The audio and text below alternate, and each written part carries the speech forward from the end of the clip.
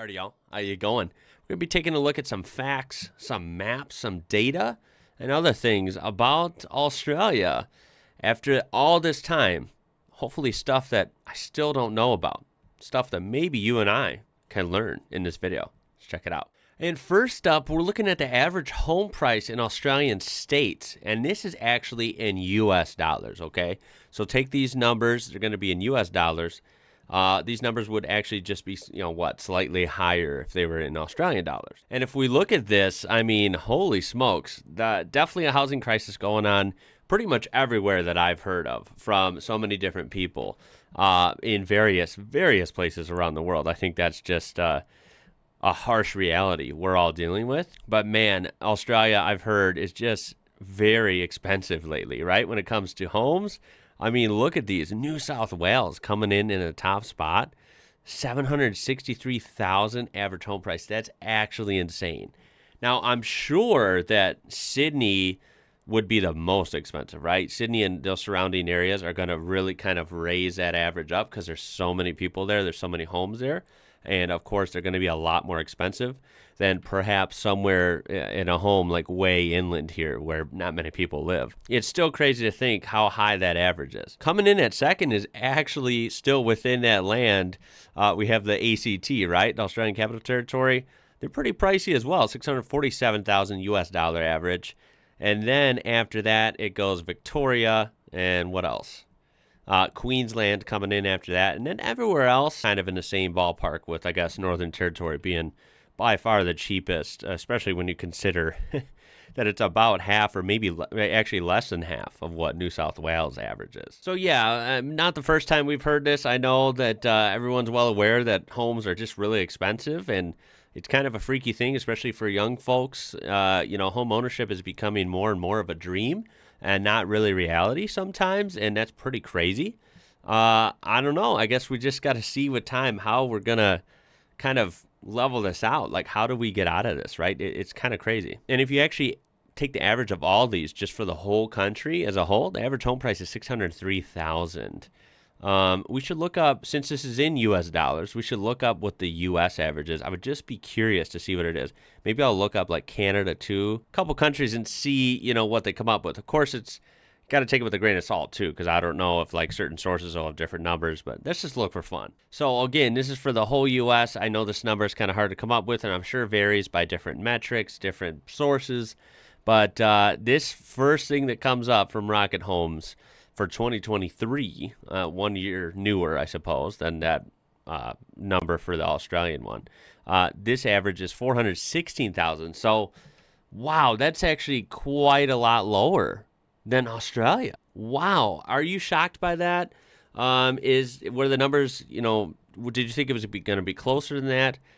I would love to hear your thoughts in the comments. That's actually interesting. I would have thought they would have been closer.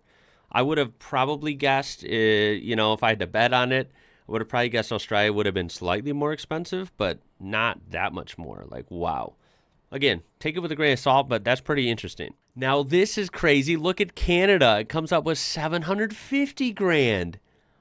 Wow, that is almost, not quite, but like almost twice the U.S. and even more than Australia. And then, down here, it says 704,000 in a different one, and that's Canadian dollars, so that's slightly more, so maybe like 650 U.S. dollars. Still, I think that would put it, most of these sources would put that ahead of even Australia. So Canada coming in really expensive. And just as like a total wild card, we have the UK, an average of 286,000 British pounds, which I believe it'd be slightly cheaper than that, or around that in U.S. dollars. And that's actually high for Europe, it says. But that's way cheaper than basically everywhere else we looked at. So I know that's kind of random as well, and it's quite different because I feel like the average home in the UK is very different than the average home in Canada, the U.S., and Australia. I feel like, of course, they are unique amongst each other as well, but I feel like those three countries are a little more similar, right? They typically, you can get a home with a little bit of property or some yard and, slightly bigger home. That's like more common in Canada, U.S., and Australia than it would be through many parts of Europe and I'm sure the UK. Alrighty, and this data is from the population. It says 29% of Australia's population are born overseas. Which countries do they come from? So let's take a look at this. And of course, in the number one spot, just by a little bit of a margin, we have England with 967,390. And then behind them, India in a second spot. By the way, that England number was 3.8%. The population, 2.8% would be India, 2.3% from China, okay, 2.2% from New Zealand. So that's still a pretty good amount. So a lot of people, somewhat a lot of people make the jump from New Zealand over to Australia. And then we have, the rest of the list are definitely smaller numbers. We're talking about 1% or under. Philippines, Vietnam, South Africa, Malaysia, Italy, Sri Lanka, Scotland, and Nepal, USA, 0.4%. Or around 109,000. I mean, that's still an interesting number. It's not big by any means, but I mean, it's something, right? I mean, that is interesting to me. I mean, basically, if I step foot tomorrow in Australia, there's around 100,000 Americans scattered through Australia. Wow. I mean, that is interesting. And then finally, Germany, South Korea, Hong Kong, Greece, Iraq, Lebanon, and Pakistan rounding off the bottom of the list. Wow, really interesting. What about this list? Does this shock you? Is this about what you expected? And this next one is pretty crazy. We have UV radiation per day in Perth, Western Australia. We've all heard at this point that the UV, the sun, right, is just unbelievably strong. The UV levels are pretty damn high, if not the highest, arguably, in the world. So, yeah, I think it's no secret. I think most of you probably know this. The sun is really strong in Australia. And let me just say from my experience, the UV index, of course, would go from, like 0 all the way up to 15. Now, I've never personally seen 15, but I've seen different results in different areas, So, of course, living in Illinois, we get a lot of sunshine in the spring and summer. Typically, it's a little more gray in the winter. But, you do get a lot of sunshine here, but the sun isn't terribly strong. So I do look at weather quite often, and the UV index, in some of the sunniest days in spring and mostly summer, if we're really talking UV, typically on some really hot sunny days, UV in Illinois might be around 8 or 9 at the highest, right? Mostly chilling around 6 or 7 usually. But yeah, you can expect 8 or 9 on a really sunny day. Whereas the sun just felt way hotter in the Southwest. So like New Mexico, Texas, Arizona, down there, the sun just felt different. Yeah, it was really sunny all the time, but the sun actually felt different, and it could feel you almost cooking your skin. It was crazy. And so, of course, you've seen videos of us at living in Las Cruces for a while in New Mexico, and let me tell you, the UV index on my phone would always say 10, 11, most days consistently throughout any season. But of course, in summer, that puppy would get up to 12. I've seen 13, I think, a couple times. Never saw it up to 15, right? I don't know where you would experience that, probably Australia, but I can imagine that would be insane because 12 on the UV index just felt like, whoa, this sun is cooking me. So let's roll the graph here for Perth. And you can see the months up here. Look at, obviously, in summer, December, January, February, look at it spike way up. And if you'll notice, oh my goodness, we are getting near 14, 15 a lot of days. That's actually insane. Oh my God. Wow, that is very consistent. And you see how thick the line of dots are? It's not like it goes up there a couple times and it's way down here. No, it is very strong and hold that strong arc there. I mean, constantly 12 to 15, basically. Wow. And yeah, scrolling down to the comments, I mean, someone mentioned, with even a link to prove it, Australia has the highest rate of melanoma in the world. Yeah, that's what I've heard multiple times. And then they actually have that kind of graph we just saw that was animated. They actually have it for a lot of random cities in Australia. It's kind of cool, like Darwin, Sydney, Adelaide, Melbourne, Brisbane. Someone mentions also why summer would be, feel hotter and the UV would be stronger in the southern hemisphere, especially Australia. in summer versus like summer in Texas, say, right? In, the North America, which would be in the northern hemisphere.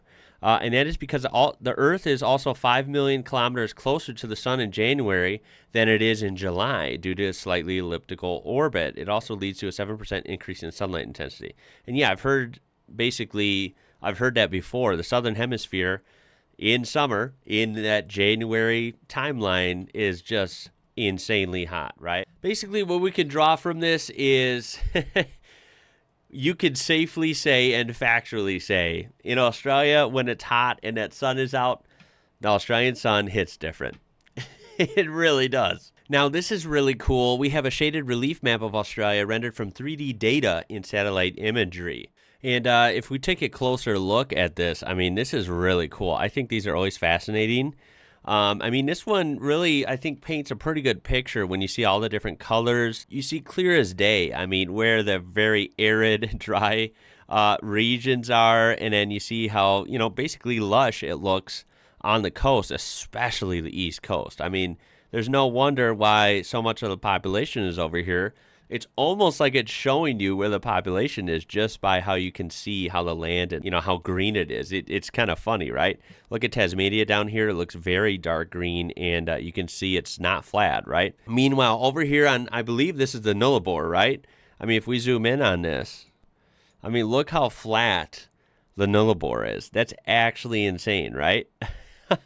Like, I'm sure someone said it before, and I'm sure there's videos explaining it more in depth, but if anyone knows in layman's terms in like one or two sentences why this is so flat, I would love to hear it. I mean, it's so crazy, right? It's just like, it's smooth. And then, I know it's not like crazy mountainous in some sections, but you can still see that there's just a lot of hills. You can see Perth would be over here, and there's a lot going on even outside of there. Of course, you have some beautiful areas in Western Australia. It just looks crazy with the greens and the oranges. I think it's really, really awesome. And yeah, the northern coast is crazy. It's interesting to see the orange and the white going on in here. It's really cool, man. And how beautiful and mountainous is Victoria and New South Wales, right? I mean, they really got a lot going on over here. And there's a closer look at Tasmania. I think it looks awesome. Now, these are my favorite kinds of maps, even though traditional maps, and then, of course, like maps showing roads and cities and stuff, marked maps are fun. I love that, and you guys are awesome. I have had people send me maps of Australia before, and I thoroughly enjoyed them. But I need to acquire somehow a map like this. I think this would be super badass, one just like this, with these colors and showing the terrain like that.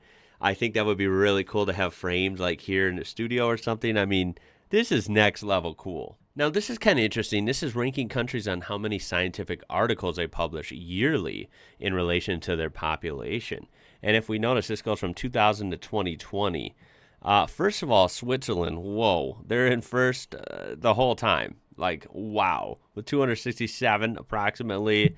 But then, it kind of fluctuates between, the top spots, different years, different countries. But as we see, Australia, starts out in sixth over here in 2000, and they keep working their way up all the way till 2015. They're in the third spot. So that's really, really cool and really impressive. Now, they did drop down to the fourth spot in 2020, with Norway just ousting them in the number there. But kind of cool. I don't see the U.S. on here at all.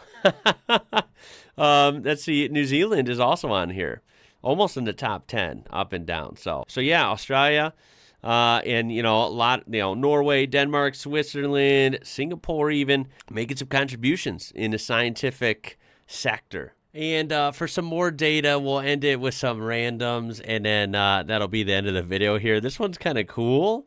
So this one is, how common is your birthday? So if we take a look at this, I mean, feel free to pause the video and kind of look for this. Basically, here's your slider down here. Most common would be, towards the pink side of things, and least common, the more rare birthdays, would be in blue. Now, my birthday is October 18th. So if we look, mine is almost as dark pink as it can get, one shade under. So I guess October. Oh wait, hold on. Did I read that wrong? I did. I was reading September. Okay, so October 18th. It's still in the pink. So it's not super common, but it's more on the common side. Very interesting. Looks like the most common birthday is actually randomly September 12th, according to this. And some of the rarest birthdays would be actually around Christmas. Wow. Okay. Well, you'll have to tell me how common is your birthday down below. It's kind of a cool one. I like interesting data like that. And I don't know if you've noticed this wherever you're watching from, but this is kind of crazy. I've definitely noticed this. You've heard me say that groceries, going to the supermarket in the U.S. has just become unbelievably expensive. And that goes to a lot of different items that go in your cart. Most expensive they've ever been by a measurable, landslide in my whole life, but especially lately, just the last couple of years. Even 5-6 years ago, it wasn't that crazy. Now it is. And here's proof of just the egg prices alone. This is in the U.S., by the way, 2022. And this is 1 year, one calendar year. Look at this. I mean, they started out at $1.93 average in $1.93 in U.S. dollars in January. And literally by the end of the year, they were far more than double at $4.25. That's actually insane. Like, look at that rise. And it only had a couple dips, and it just kept going sky high. And then, pretty much everything has just kind of crept up in price. So I don't know about you, but I think that's actually crazy how expensive groceries have gotten here. It's just when you look at one item, look how much eggs have gone up. I mean, I've never really seen such a surge like that, at least that I remember, ever in my life. So I guess I didn't realize it was that bad, but when you see it kind of laid out, it is a sharp surge indeed. It's pretty crazy. But anywho, that's going to do it for this one. I really hope you enjoyed some more interesting posts about Australia and elsewhere. Data stuff is always interesting. And I thought most of these were very insightful. Like, I think I learned a couple things, and that's always the goal. I hope you did too. So I can't wait to hear your comments down below. Of course, throw a like on there if you did enjoy it and like these types of things. And of course, subscribe to be part of this amazing community we do have here. That's about it for this one, y'all. My name is Ian. You're watching IWrocker, and until next time, catch you later.